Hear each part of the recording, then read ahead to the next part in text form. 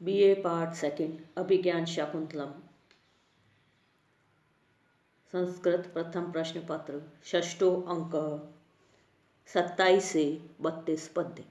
मैं डॉक्टर मनीषा गोदारा सा आचार्य संस्कृत राजकीय बांगड़ महाविद्यालय डीडवाना। महाकवि कालिदास रचित अभिज्ञान शाकुंतलम के षष्ठ अंक का 27वां पद्य। एष त्वाम अभिनव कंठ शोणितार्थी शार्दूलः पशुमेव हन्मी चेष्टमानम आर्तानां वयम अपनेतुम आतदन्वा दुष्यंत तव शरणम भवतु इदम्। अन्वय अभिनव कंठ शोणितार्थी अहम शार्दूलः पशुम एव चेष्टमानम त्वाम एष हन्मी आर्तानां वयम अपनेतुम आतधन्वा दुष्यंतः इदानीं तव शरणम भवतु। अभिनव नूतन नया ताजा, कंठ शोणितार्थी गले के खून का इच्छुक, शार्दूला सिंह चेष्टमानम चेष्टा करते हुए हन्मी मारता हूँ, आर्तानाम दुखितों के अपने तुम दूर करने के लिए आत्मधनवा धनुष धारण करने वाला। अनुवाद गले के ताजे रक्त का इच्छुक मैं सिंह पशु को जैसे मारता है उसी तरह छटपटाते हुए तुझे अभी अभी मारता हूँ। पीड़ितों के भय को दूर करने के लिए धनुष धारण किए हुए दुष्यंत अब तुम्हारे रक्षक हों अर्थात तुम्हारी रक्षा करें। गले के ताजे रक्त का इच्छुक मैं सिंह पशु को जैसे मारता है अर्थात शेर जैसे पशु को मारता है उसी तरह छटपटाते हुए तुझे अभी अभी मारता हूँ। पीड़ितों के भय को दूर करने के लिए धनुष धारण किए हुए दुष्यंत अब तुम्हारे रक्षक हों अर्थात तुम्हारी रक्षा करें। नेपथ्य से कोई अज्ञात सत्व कह रहा था कि तुम्हारे गले के ताजे खून का प्यासा मैं मुझसे छूटने के लिए छटपटाते हुए तुझे उसी प्रकार भी मार डालता हूँ जैसे खून का इच्छुक सिंह मृग आदि पशु को पकड़कर उसे छटपटाने पर भी मार डालता है। दुखियों के भय दूर करने के लिए धनुष धारण करने वाले दुष्यंत तुझे अब बचावे अर्थात यदि सामर्थ्य हो तो आकर तेरी रक्षा कर। शरणम भवतु यह भाषा एक प्रकार से चेतावनी युक्त है, दुष्यंत की शक्ति के लिए चुनौती है। यह सुनकर राजा का पुरुषार्थ जागृत होता है। यह सुनकर राजा का पुरुषार्थ जागृत होगा, इसी अभिप्राय से इस शब्द का यहाँ प्रयोग किया गया है। प्रस्तुत पद्य के शार्दूला पशुम एव चेष्टमानम एष अहम त्वाम में श्रुति पूर्णोपमा अलंकार है। यहाँ पर त्वाम उपमेय है, पशुम उपमान है, चेष्टमानम साधारण धर्म है तथा एव उपमावाची शब्द है। प्रस्तुत पद्य में प्रहर्षिणी छंद है जिसका लक्षण है त्र्याशा भीर मन जर्गा प्रहर्षिण्यम।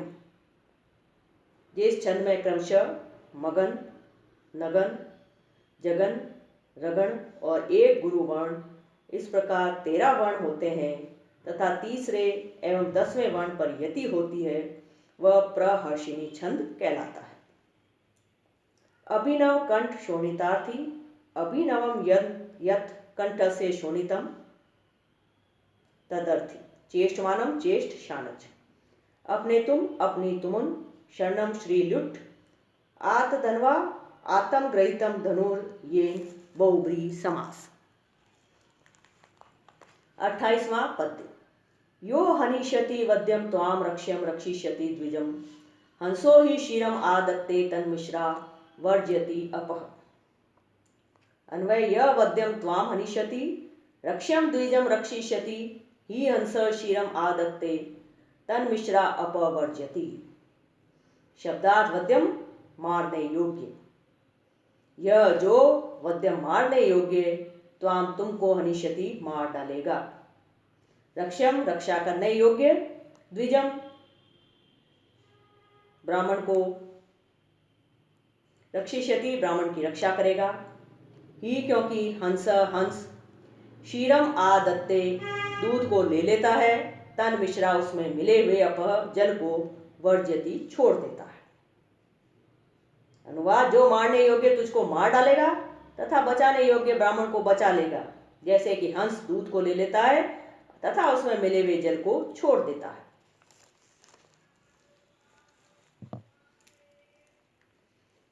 अनुवाद: जो मारने योग्य तुझको मार डालेगा तथा बचाने योग्य ब्राह्मण को बचा लेगा, जैसे कि हंस दूध को ले लेता है तथा उसमें मिले हुए जल को छोड़ देता है।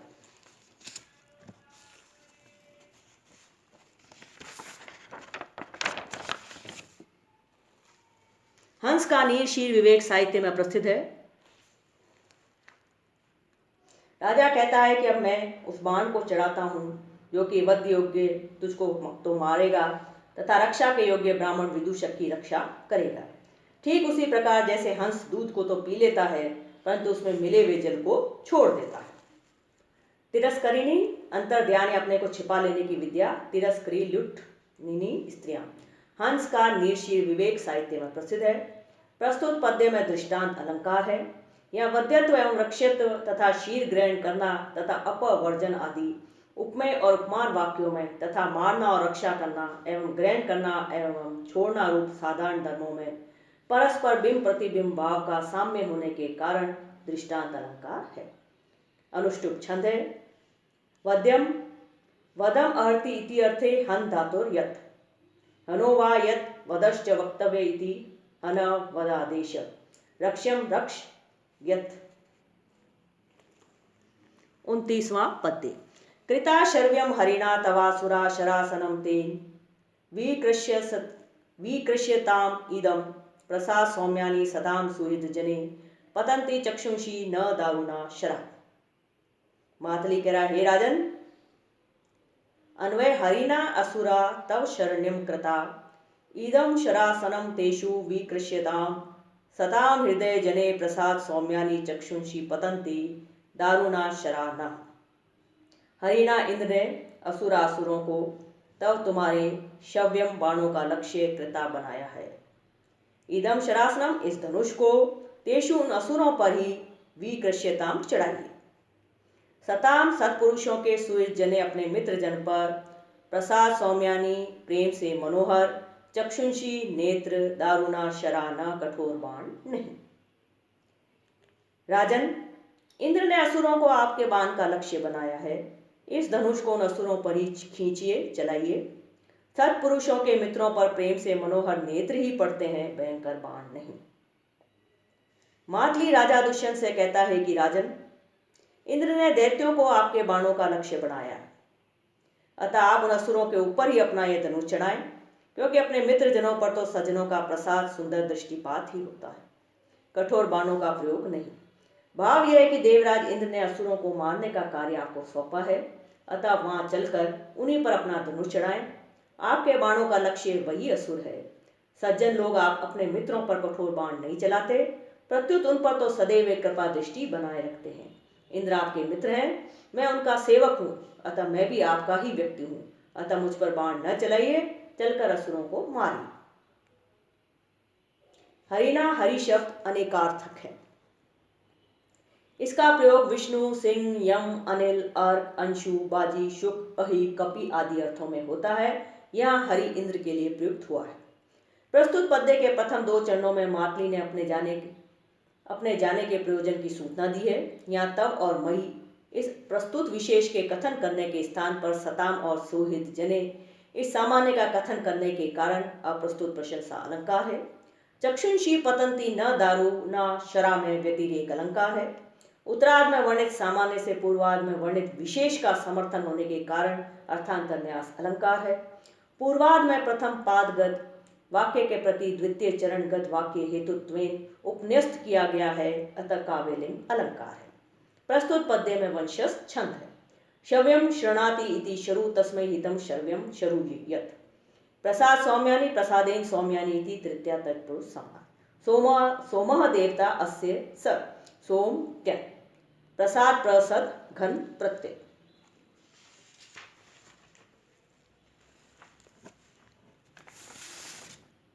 30वां पद्य। सख्युते स किल शतक्रतोर्जयस्तस्य त्वं रणशीर्षि स्मृतो हनिहन्ता उच्छेतुं प्रभवति यन्न सप्तसप्ति तन्नेशं तिमिरमपाकरोति चन्द्रः। अन्वय स किलते सख्यु शतक्रतो अजय त्वं रणशीर्षि तस्य निहंता स्मृता सप्त सप्ति यत् नेशम तिमिरम उच्छेतुम न प्रभवति तत् चंद्र अपा करोति। शब्दार्थ सकिल व राक्षसगण वस्तुतः ते आपके सख्यु मित्र शतक्रतो इंद्र के लिए अजय अजय हैं। रणशीर्षि संग्राम में निहंता मारने वाले स्मृतः माने गए हैं। सप्त सप्ति सूर्य, नेशम रात्रि के, तिमिरम अंधकार को, उच्छेतुम विनष्ट करने में, न प्रभवती नहीं समर्थ होता है, तद उसको अपाकरोति दूर करता है चंद्र चंद्रमा। अनुवाद वह राक्षस समूह वस्तु तो आपके मित्र इंद्र के लिए अजय है। आप संग्राम में उसको मारने वाले माने गए हैं। सूर्य रात्रि के जिस अंधकार को नष्ट करने में समर्थ नहीं होता है उसको चंद्रमा दूर करता है। व्याख्या मातली राजा दुष्यंत से कहता है कि वह दानवों का समूह तुम्हारे मित्र इंद्र के द्वारा अजय है, अर्थात इंद्र उसे नहीं जीत सकता है। संग्राम में उसको मारने वाले आप ही माने गए हो, अर्थात उसके नियंता आप ही निर्धारित हैं, क्योंकि सूर्य जिस अंधकार को नष्ट नहीं कर सकता उस रात्रिकालीन अंधकार को चंद्रमा ही दूर करता है। भाव यह है कि जैसे रात्रि के अंधकार को सूर्य दूर नहीं कर सकता है तो उसे चंद्रमा दूर करता है, उसी प्रकार उन दानवों के समूह का वध इंद्र के द्वारा नहीं हो सकता है, अतएव इस कार्य के लिए आप निर्मित हुए हो। प्रस्तुत पद्य में मित्र और उनके द्वारा विपत्ति में याद किया जाना बताकर ये संकेत किया गया है कि मित्र की सहायता विपत्ति के समय में करना धर्म है। 100 यज्ञ क्रतु करने से इंद्र तथा सप्त घोड़े सप्ति होने से सूर्य क्रमशः शतक्रतु तथा सप्तसप्ति कहलाते हैं। 100 यज्ञ करने से इंद्र शतक्रतु और सप्त घोड़े होने से सूर्य सप्तसप्ति कहलाते हैं। मातली ने राजा को चंद्रमा बताकर प्रशंसा की है, परंतु साथ ही स्वामी इंद्र की असमर्थता को छिपाने के लिए उन्हें सूर्य कह दिया है तथा उनकी विवशता भाग्य के कारण बताई है। प्रस्तुत पद्य में दृष्टांत अलंकार है तथा प्रहर्षिणी छंद है। अजय जेतुम शक्य जय न जय अजय अजी कर्मणीयत उच्छेतुम उच्छेत्तुम निहंता निहंत्रिच नैशम निशा अन रात्रिभव सप्त सप्ति सप्त सप्तये यस्य बहुब्री समास। 41वां पद्य ज्वलति 31वां पद्य ज्वलति चलित इंद्रनो अग्निम विप्रकतः अग्नि विप्रकतः पन्नग फनाम कुरुते प्राय स्वम महिमान शोभात प्रतिपद्यते ही जना। ज्वलति चलित इंद्रनो अग्निर विप्रकृतः पन्नग फनाम कुरुते प्राय स्वम महिमान शोभात प्रतिपद्यते ही जना। अन्वय अग्नि चलित इंधन ज्वलति विप्रकृत पनग फनाम कुरुते ही जन प्रायः शोभात स्वम महिमानम प्रतिपद्यते। शब्दार्थ चलित इंधन ईंधन के हिला देने से, ज्वलति जलता है, पन्नग सर्प, विप्रकृत छेड़ दिए जाने पर, फनाम कुरुते अपने फन को फैलाता है, शोभात उत्तेजना के कारण स्वम अपने महिमानम प्रभाव को प्रतिपद्यते प्राप्त करता है। अग्नि ईंधन को हिलाने से प्रज्वलित हो जाता है, सर्प छेड़ दिए जाने पर क्रोध के कारण अपने फन को फैलाता है, निश्चय ही व्यक्ति संक्षोभ से ही अपने पराक्रम को प्राप्त करता है। अग्नि ईंधन को हिलाने से प्रज्वलित हो जाता है, सर्प छेड़ दिए जाने पर क्रोध के कारण अपने फण को फैलाता है, निश्चय ही व्यक्ति संक्षोभ से ही अपने पराक्रम को प्राप्त करता है। व्याख्या अग्नि ईंधन काष्ठ के इधर उधर हिलाते रहने पर ही जलती है। भाव यह है कि यदि अग्नि बुझने लगती है उस समय यदि ईंधन अर्थात काष्ठ लकड़ी को इधर उधर हिला दिया जावे तो वह फिर से जलने लगती है। सर्प को यदि कोई छेड़ता है तो वह अपने अपमान के प्रति प्रतिक्रिया अपना फंड फैलाकर करता है। ये निश्चय है कि प्रत्येक व्यक्ति उत्तेजना प्राप्त करके ही अपने स्वाभाविक प्रभाव शक्ति या पराक्रम को प्राप्त करता है। मातली का उद्देश्य भी राजा दुष्यंत में स्वाभाविक पराक्रम को उत्पन्न करना था, इसलिए उसने राजा के मित्र माधव्य को कष्ट प्रदान किया और हम देखते हैं कि ऐसा हुआ भी। अपने मित्र की दुर्दशा देखकर राजा की सारी खिन्नता जाती रही तथा उत्तेजित होकर राजा ने धनुष बाण संभाल लिया। प्रस्तुत पद्य में तेजस्वी उपमेय तथा वहनी और पन्नग रूप दो उपमानों के साधर्म्य का बिंब प्रतिबिंब भाव दिखलाया गया है, अतः माला दृष्टांत अलंकार है। दो उपमान होने के कारण माला रूप समझना चाहिए। भगवान इस विशेष के प्रस्तुत होने पर जन इस सामान्य का कथन करने से अप्रस्तुत प्रशंसा अलंकार है। प्रस्तुत पद्य में आर्य छंद है। चलितेन्दन चलितानि इंधनानि यस्य तादृश बहुब्री समास विप्रकृतः विप्रकृतः प्रत्यय।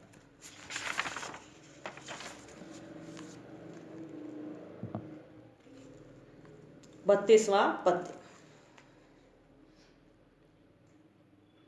त्वन्मति केवला तावत् परिपालयतु प्रजा अधिजम् इदम् अन्यस्मिन् कर्मणि व्यापृतं धनु।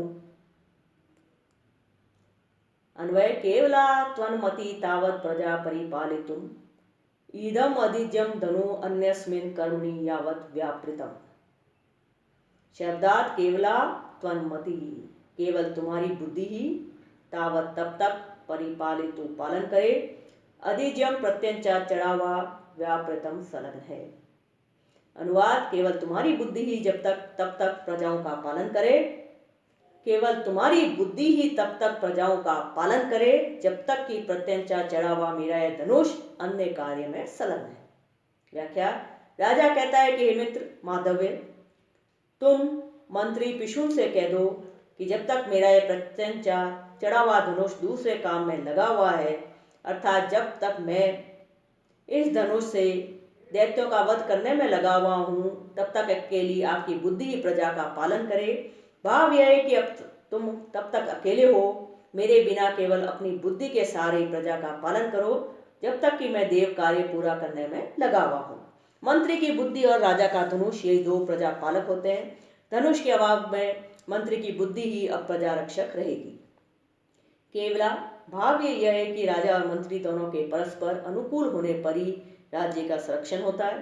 मंत्री की बुद्धि और राजा का धनुष प्रजा की रक्षा करते हैं। धनुष के अभाव में केवल मंत्री की बुद्धि ही राज्य संरक्षिका बनेगी। अन्यस्मिन् कर्मणि में राजा का लोकद्वय रक्षत्व ध्वनित होता है। प्रस्तुत पद्य में काव्यलिंग अलंकार है, अनुष्टुप छंद है। व्यापृतम वी आप कतः प्रत्यय, अधिजम ज्याम अधिगतम अव्यय भाव समास, छठा अंक समाप्त।